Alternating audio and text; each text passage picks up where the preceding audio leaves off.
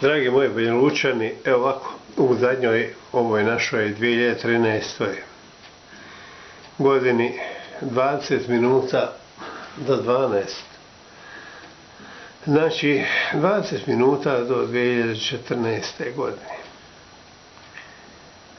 Ono što sam htio da vam kažem uživo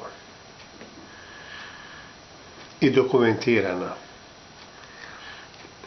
Dragi moji Bosanci i Hercegovci, dragi moji Banjalučani,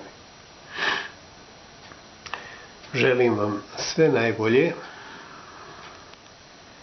puno prvo zdravlja, veselja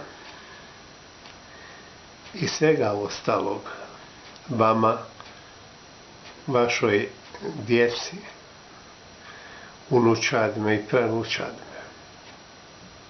To je moja iskrena želja vama za iduću i sve naredne godine. Ovom pjesmom nju sam izabrao zato što možda možemo svi zapjevati. Kao obično u ovo vrijeme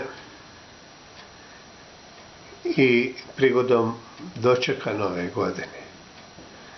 Pa eto tako da svi zajedno zapjevamo. Hvala vam, živi i zdravi bili,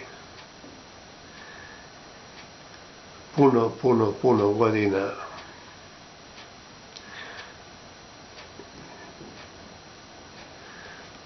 Toliko od mene.